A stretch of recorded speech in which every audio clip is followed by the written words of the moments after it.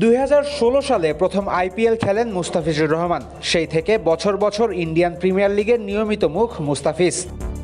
ধারণা করা হয়েছিল 2025-এও আইপিএলে দল পাবেন কাটার মাস্টার, কিন্তু সঠিক হয়নি ধারণা।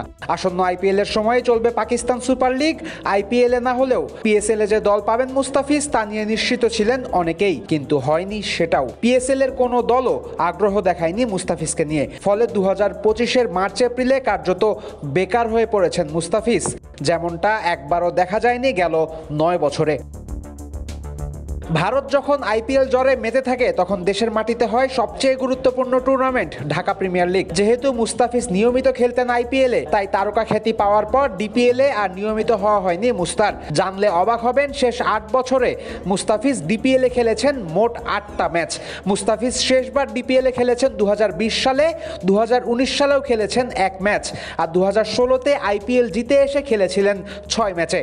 বর্তমান পরিস্থিতি বলছে আইপিএল পিএসএল এ দল না পাওয়ায় মুস্তাফিজ আবার ফিরতে পারেন ঢাকা প্রিমিয়ার লিগে।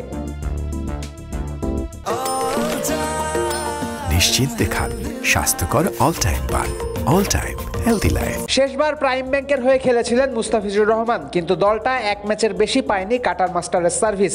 2025 ডিপিএলে যেহেতু মুস্তাফিজকে পাওয়া যেতে পারে পুরো মৌসুমের জন্যই, তাই দা ফিসকে নিয়ে গরম থাকতে পারে আসন্ন ডিপিএল এর দলবদল।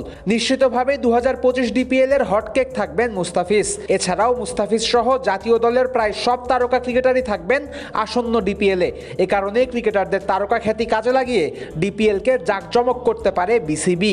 এনসিএল টি20 সরাসরি সম্প্রচার করার কারণে হয়েছিল জনপ্রিয়, একই কাজ আসন্ন ডিপিএলেও করা যেতে পারে। দর্শক উন্নত মানের সম্প্রচারে মুস্তাফিজ তাসকিনদের খেলতে দেখার সুযোগ পেলে আইপিএল পিএসএল এর পাশাপাশি ডিপিএলকেও ভালোবাসা দেবে। এদিকে মুস্তাফিজের টানা বাইরের লিগে খেলার রীতির যেখানে ছেদ পড়ল, সেখানেই প্রথমবারের মতো দেশের বাইরের লিগে ডাক পেয়েছেন নাহিদ রানা। এখনও আন্তর্জাতিক টি20তে অভিষেক না হওয়া নাহিদকে নিজেদের দলে চেয়েছে পেশোয়ার জালমি। বাংলাদেশের ইতিহাসে এমন ঘটনা এবারই প্রথম। বলা যেতে পারে ক্রিকেট বিশ্বে দ্রুত পরিচিতি পাওয়ার দিক দিয়ে রানা ছাড়িয়ে যাচ্ছেন আগের সবাইকে, কিন্তু ডাক পেলেও নাহিদ রানার পিএসএল যাত্রা ঝুলে আছে একটা প্রশ্নবোধক চিহ্নের ওপর।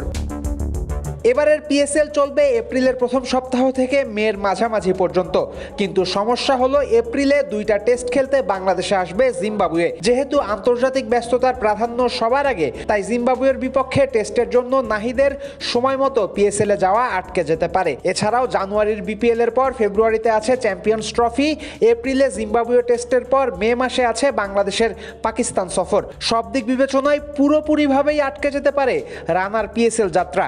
তবে এখনই ফাইনাল কোনো সিদ্ধান্ত নেয়নি বিসিবি। সব দিক বিবেচনা করে এক একজন ক্রিকেটারকে সর্বোচ্চ যে কদিন ছাড়া যায় পিএসএল এর জন্য বিসিবি ছাড়বে, থাকবে না কোনো অযৌক্তিক গোঁ ধরে।